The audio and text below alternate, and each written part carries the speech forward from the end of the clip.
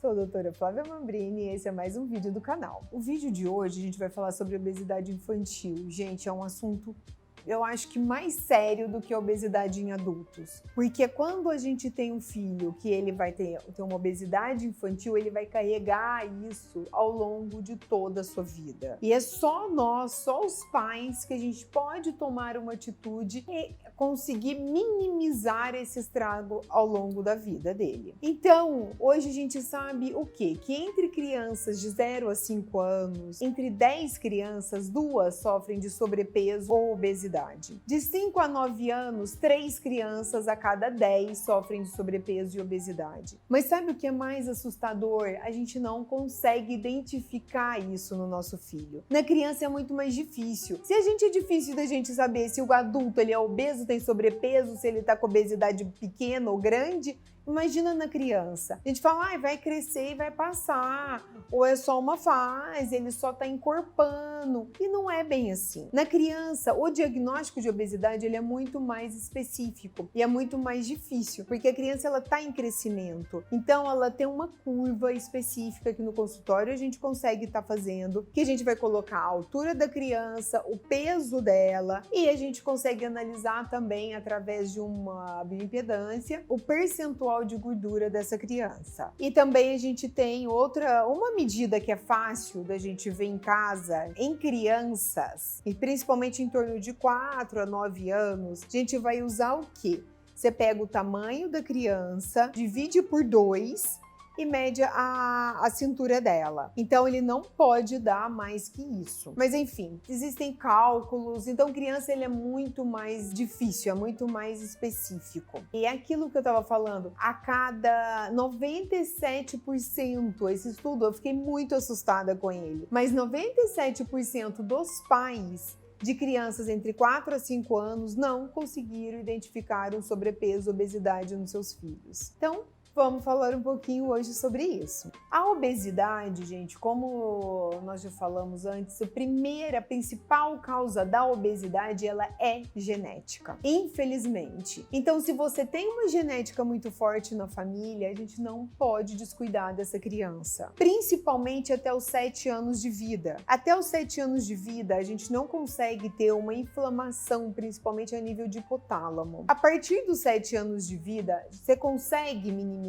isso, consegue. Mas até os 7 anos, você consegue melhorar muito a obesidade ao longo da vida dessa criança. Então, o que acontece? Toda vez que a criança ela tá mais gordinha, ela tá com acúmulo de tecido adiposo, ele começa a liberar citoquinas, enfim, uma série de substâncias que vão fazer uma inflamação crônica de baixo grau nessa criança. E essa inflamação crônica, ela vai afetando. Então a gente não sabe quem começa primeiro. Se é a inflamação que afeta a microbiota, que piora a permeabilidade intestinal e aumenta mais o peso, ou se é o contrário.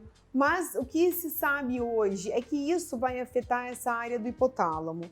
E a criança ela vai perder muito a sensação de saciedade. Então ela não vai entender muito o que ela comeu e ela está satisfeita. Uma coisa que nos dias de hoje tem piorado muito isso é o uso dos iPads, videogame, televisão. Então é muita informação para esse cérebro. Então ele acaba se perdendo e ele acaba comendo ali involuntariamente, sem ter a percepção de que ele tá com fome ou não. Isso é cômodo, porque a gente chega no restaurante, põe um iPad ou um celular, eu já fiz isso e às vezes ainda faço. Tento me corrigir ao máximo, mas não é fácil. A gente senta, por exemplo, tá num restaurante que não tem espaço kids, não tem o que brincar. Aquela criança começa a espernear. Você coloca o celular, ela fica ótima, fica quieta, tranquila, sossegada. Só que isso é bom não, porque você vai alterar a percepção dessa criança quanto à saciedade. Outros 2 fatores, eles influenciam muito na obesidade infantil. O primeiro dele é a má alimentação em casa. Então, isso daí é muito sério para você que está ouvindo. Não é porque criança que pode comer bala toda hora, que pode comer o que ela quiser.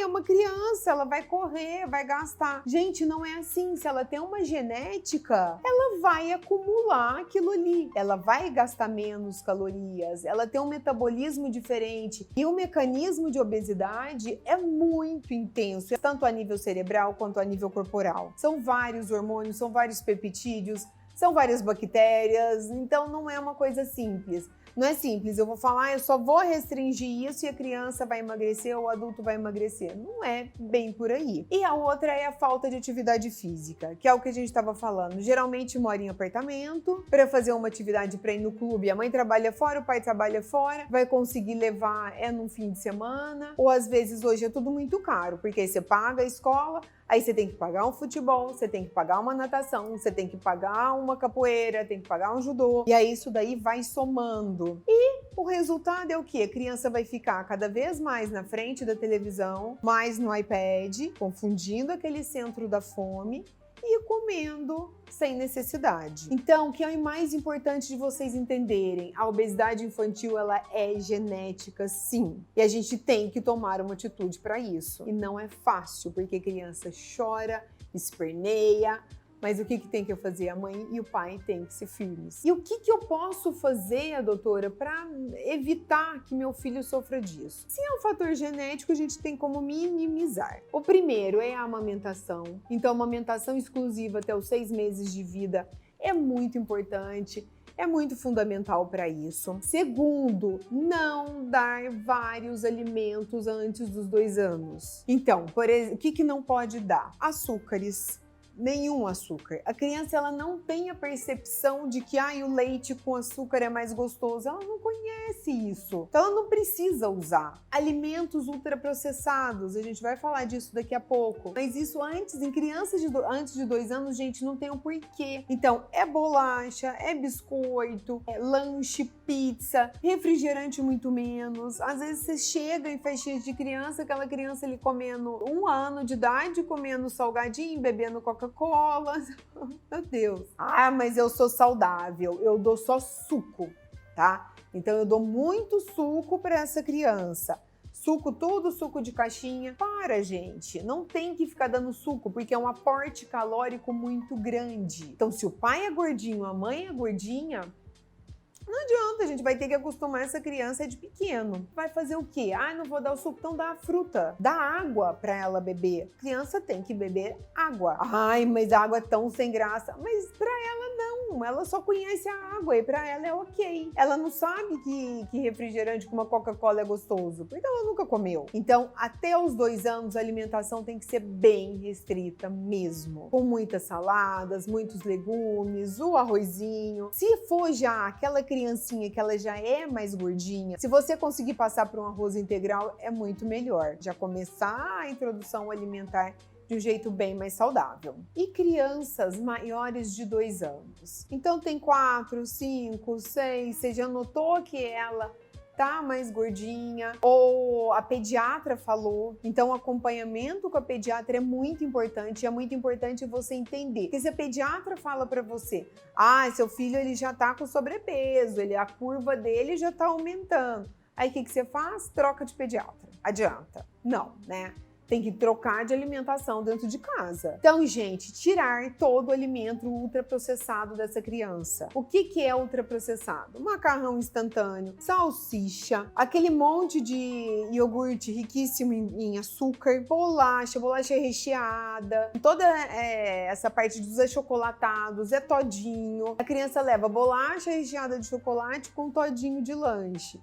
Não dá. Tudo isso, quanto mais ultraprocessado é esse alimento, mais vai confundir a área de saciedade. Então, mais caloria tem, mais gordura tem, mais sal tem, um monte de conservantes e a criança confunde. Então, tem vários estudos que mostram isso. Pessoas que comem alimentos de verdade, quando ela come um alimento ultraprocessado, ela fica com muito mais fome. Então, ela tem muito mais vontade de comer outras coisas iguais àquelas, por todos esses aditivos que são colocados. Ok, doutora, eu entendi já. O que eu vou fazer agora? Gente, primeiro, restringir todos esses ultraprocessados, introduzir os alimentos. Só que se é uma criança já mais gordinha, ela vai ter mais sensível ao paladar. Então ela vai ser mais restrita. Mas falando, ela não come, ela não consigo experimentar. as saladas, as verduras, os legumes, e não consegue mesmo, porque a flora intestinal dela,